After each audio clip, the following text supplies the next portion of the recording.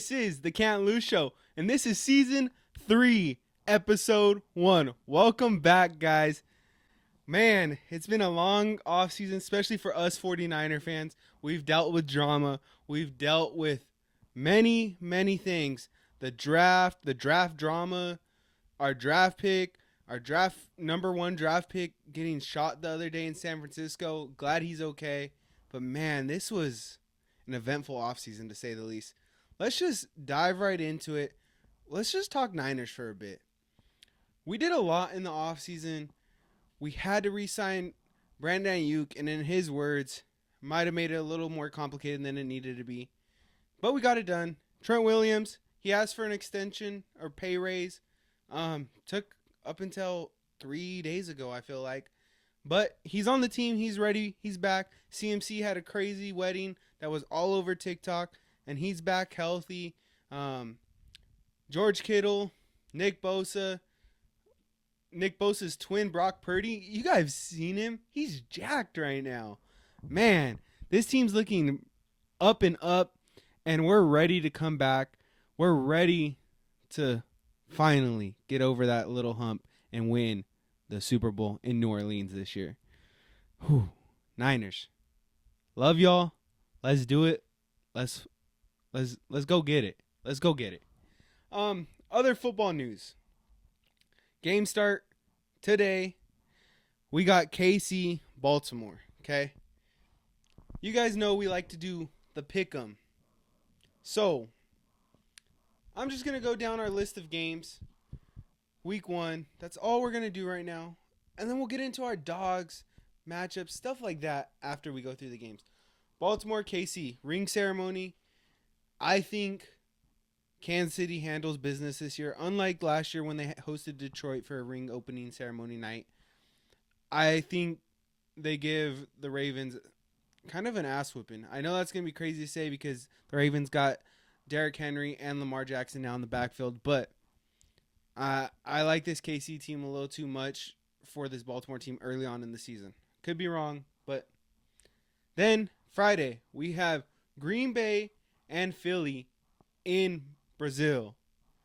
Crazy place to play. I don't like that the players said that it's only a business trip and they're only allowed in the hotel because the NFL said that for safety reasons. Should we be taking a game there? I don't know if that's the case, but it's there. It's happening on Friday night. Give me Green Bay. I have no faith in Philly this year. I like this Green Bay squad. I'll like them up until the NFC playoffs, you know. So give me Green Bay. Sunday morning, we got a lot of games. Man, Pittsburgh, Atlanta. That's a hard one. But I don't think Pittsburgh's got their quarterback situation figured out, so give me Atlanta. Arizona, Buffalo. I don't like this Buffalo team, but I don't like this Arizona team. I could see them pulling off a crazy upset, but for Josh Allen's sake, give me Josh Allen and Buffalo Bills. Tennessee, Chicago. Tennessee, man, I think they're a few pieces away, but it's Caleb Williams' first game, so it's hard to like pick for Caleb because it's a rookie, you know. But what a opening day rookie debut, and Caleb Williams. Give me them and the Bears. New England, Cincinnati. I don't think New England's going to win many games this year, and it's not going to happen this week. Give me Cincinnati. Houston, Indianapolis. I think this is one of the games of the week. It's a very underrated game. I think it should be more in a primetime slot because AR and the Colts are going to be buzzing this year, but so are CJ Stroud and the Texans. CJ Stroud, he's going to make a case for MVP this year. I could already see it. Ooh, this is a hard game to pick. AR, CJ Stroud. I think I'm going to give AR this one. I'm going to give AR this one and the Colts because they're going to defend their home turf. Man, that's going to be a good game, though, for sure. Jacksonville, Miami. I got to give Miami this one. I think they're going to start hot, and I think they'll actually ride the wave a lot longer and not fall off towards the end of the season, so give me Miami on this one. Carolina and New Orleans, probably one of the worst games of the week. Two of the worst teams in football. Carolina, Bryce Young. I'm just going to pick Bryce Young in Carolina. probably has an upset right here. I think the books have New Orleans, but give me Bryce Young in Carolina. Minnesota, New York Giants. Does Sam Darnold, our former QB2, have enough in him to win some games out in Minnesota? I believe so. I think Sam Darnold goes into New York this weekend and handles business, and they fly home with the dub. Next up is Vegas and Chargers, guys. Raiders coming to LA. All our Raider fans out here are gonna go crazy. You know, as they do, they'll take over SoFi. But it's Jim Harbaugh's welcome back to the NFL. Justin Herbert, he's lost some pieces, but I think this game goes down to the wire, and I'm gonna go Raiders, pulling out a fourth quarter victory. I think they'll stop the Chargers on a last minute drive attempt to take the lead here. Next up is Denver and Seattle. Bo Nix going to Seattle. That's going to be hard as a rookie, especially with the 12th man behind them. Give me Seattle on this one. Dallas, Cleveland, Tom Brady's first broadcasting game. I can't wait to listen to it because that guy's obviously a GOAT in football and knows what the hell he's talking about. So, from an outside perspective, that's what I'm looking forward to. Hate the Cowboys. I think this Cleveland team's good. I think their defense is good. But the Cowboys are a regular season team. They know how to win in the regular season. They might not know how to win in the playoffs, but they know how to win in the regular season, so give me the Cowboys on this one. Washington, Tampa Bay. I'm excited for this game for Jalen Daniels because I think this is a warm welcoming to the NFL. I think he goes into Tampa Bay and has a game that's not perfect, but good enough to win. So Washington in that game. Rams, Detroit, Sunday Night Football. This is a good treat for us. Week 1, this is a good Sunday Night Football game. I think Detroit, they start out hot, but Matthew Stafford knows how to beat his old team, and the Rams pull out a victory. Monday Night Football. You know, 49er fans, you know what's up. New York Jets are coming to town, and they're playing the 49ers. Before I give you my pick, though, I just want to let you all know I will be at that game in hand, on the field, basically, watching this game. Guys, it's going to be fun. Me and Karina are going up on Sunday, you know, going to enjoy our time up there, and then head to the game Monday, come home Tuesday. You know, just enjoy the vibes out there. I love being around all these 49er fans because the energy up there is crazy. The tailgating goes crazy. I think I have a lot of stuff when I'm rolling up to the game because I'll go 4 flags in the window, big flag in the back, and then they have straight up people have cars painted with 49er logos. They have replica stuff when they pull out of their car for their tailgating. It's insane. I can't wait. Give me the 49ers. I think we start the season off hot. I think Aaron Rodgers has a good game, but not enough to beat the 49ers. And the 49ers are going to start 1-0, ride high. That brings me to my dog of the week, guys. You know we like to pick dogs of the week here. And if Josh was here, we'd probably have similar dogs this week. But for my dog of the week, I'm going to stay in San Francisco. I'm going to start off with Brock Purdy. You guys, so many people out there hate on this guy. For what reason? I don't know. Because he has picked 262? What does that matter? He got to the NFL. He's good enough to be in the NFL, and people are still hating on him. He's not a game manager. The throws he makes, the reads he has in this offense, he's a dog. And I think he'd be a dog on every other team. But he's with the 49ers, and you guys could say, oh, plug in another quarterback. No.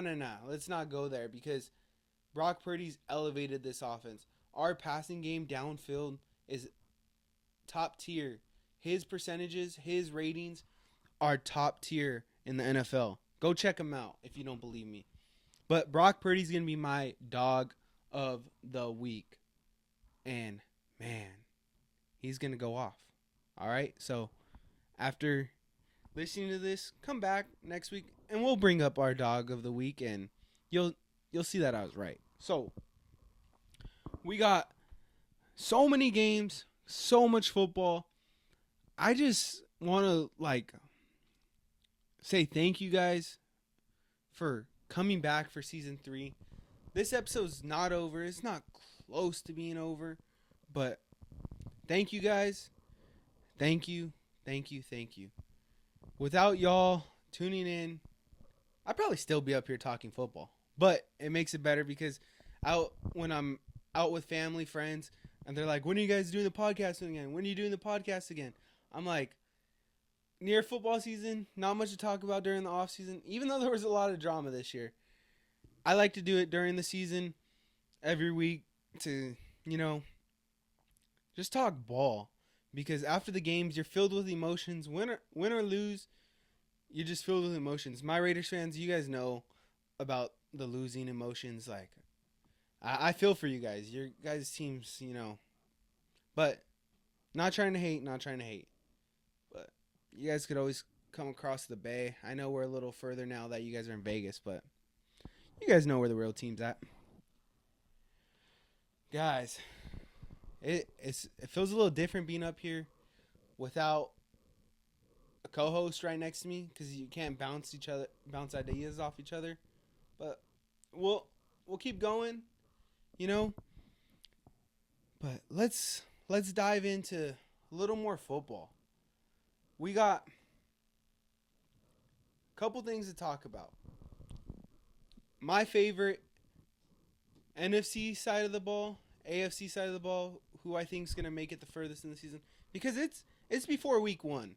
And, predictions fly crazy. Everyone thinks their team can make it to the Super Bowl right now. Everyone has hope. We're all tied for the number 1 seed at the moment.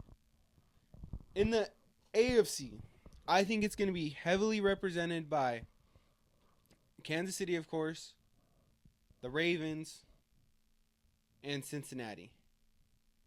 And we'll even throw the Texans in there. I think those are kind of the favorites going into the season. I want to say, coming out, and this is just a bold prediction right here, I think the Houston Texans represent the AFC this year in the Super Bowl. Let's see if it happens.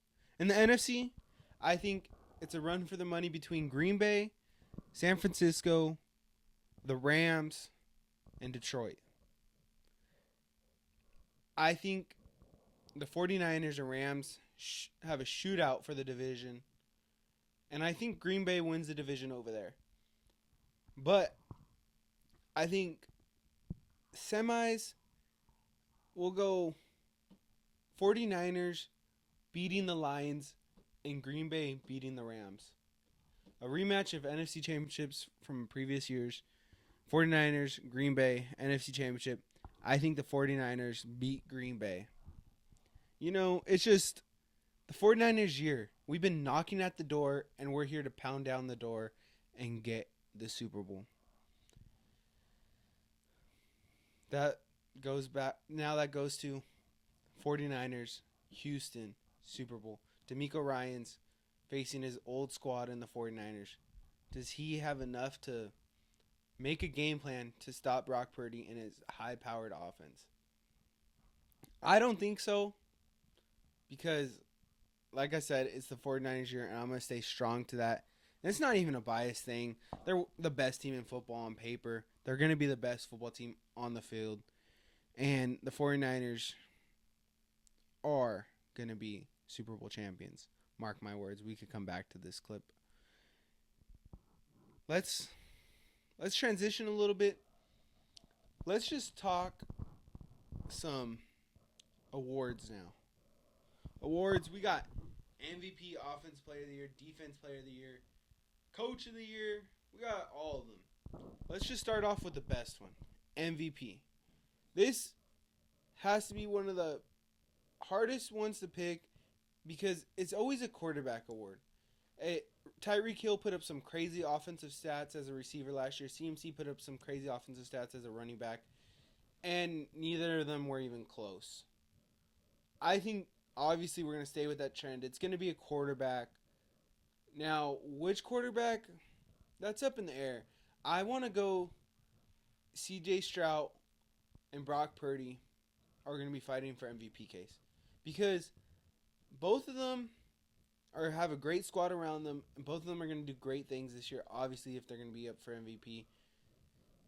But due to the hate that Brock Purdy has, I don't know if he'll be able to turn enough of the crowd, the writers, the experts that pick these awards. And I think it will be CJ Stroud winning MVP. Now, Offensive Player of the Year, that's up between CMC, JJ, Tyreek, Jamar Chase if he comes back and plays this year.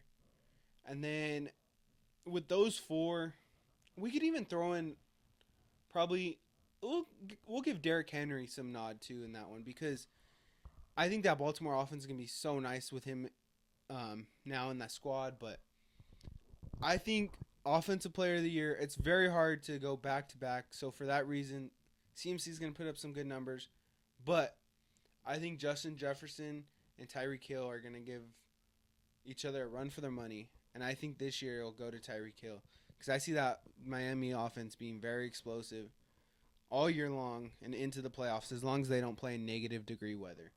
So Tyreek Hill will be my Offensive Player of the Year. Defense Player of the Year. This one, they're all dogs. I will say that. TJ Watt, Myles Garrett. We could throw... Who else? Micah Parsons. We'll go Nick Bosa. And we're going to go Fred Warner. Why? Because Fred Warner, he deserves way more credit than he's given. Yeah, he's the best linebacker in the game, and people acknowledge that. But I think this year he turns heads, and he will be the best defensive player in football. What's going to bolster his Defensive Player of the Year nominations is he's going to have picks. He's going to have sacks. That's just going to pull him away or separate him from the crowd. He does so much for the 49ers defense. It's insane. If you watch him from the start of the play, before the play starts, to during the play, after the play, he's all over the field, and you just can't stop him. That guy's a heat-seeking missile, as Bosa said. And I think he wins Defensive Player of the Year. Coach of the Year. There's new coaches. There's old-timers that have been doing it for a long time. There's gurus, however you want to put it. Coach of the Year is a fun one to pick, because no matter how good the team is on paper, you still got to put a game plan together. And I think one coach that has a great shot, and I'm going to go him as my Coach of the Year, is Jim Harbaugh. Taking over for the Chargers team that has missed the playoffs with a too great of a quarterback in Justin Herbert to be missing playoffs. I think he brings them back with kind of a different squad than I was expecting. You know, they lost a couple pieces, but Jim Harbaugh's a winner wherever that guy goes. When he was up in San Francisco, when he went to Michigan, he just wins. And I think he brings them back to a promising season, and they get a wild card berth in the playoffs. And that kind of secures his Coach of the Year. Comeback player. This one's hard to pick because, like we said last year, some of the comeback players, I don't get how they qualify for the awards, because it's kind of, I got to read more into it, you know. But our boy Ricky Pearsall, he's a great candidate. Yeah, it's going to be his first year, but he'll be able to be winning that comeback player of the year.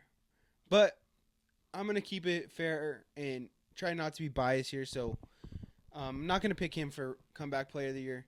There was a lot of guys down and out last year, and there's just there's a lot of upside. And one player that I think could win comeback player of the year that just got nodded starting safety is DeMar Hamlin, because what an inspiration story that is. You know, to fully come back now as a starter, that's a possibility. But I'm not even going to pick him. I just want to touch base on that story. So, comeback player of the year. Ooh, that's... See, I'm not even too sure right now. I will get back to you guys on that next week along with all the other awards, because we got to spend some time on that and just dive into it. But those first four awards, Offense Player of the Year, Defense Player of the Year, Coach of the Year, and MVP, I think, you got to pick before the season. The other ones could come. Guys, I don't know what else to talk about right now other than our 49ers. I have high expectations for them. These guys, we've been saying it. They're knocking at the door. They just got to take the door down and go get it. And we have the squad. We really do have the squad. It's just a matter of time. And it's our time now. I think George Kittle and our boy Trent Williams, obviously I'm wearing his jersey. You got to rep it, especially after the signing. I think Trent Williams, I think we go get a Super Bowl, and I think he even comes back and tries to get one more. Silverback, he deserves a Super Bowl. As what he's done for this league, how great he's been, I just think he deserves a Super Bowl, and along with all our other vets. And Kyle Shanahan coaches a fourth quarter in a Super Bowl, and we go get it. Man, our Niners squad, I could keep saying it, they have some dogs. And, I'm ready for this season. I hope y'all are, because we're gonna bring home the hardware. And I could keep going on and on about our Niners. It's going to be a good week. And welcome back to the Can't Lose Show. Thank you guys so much for tuning in. This might have been a quicker episode, but stay tuned. We got stuff in the works. We'll be here every week, all season. Bang, bang, Niner gang. I'm out. Deuces.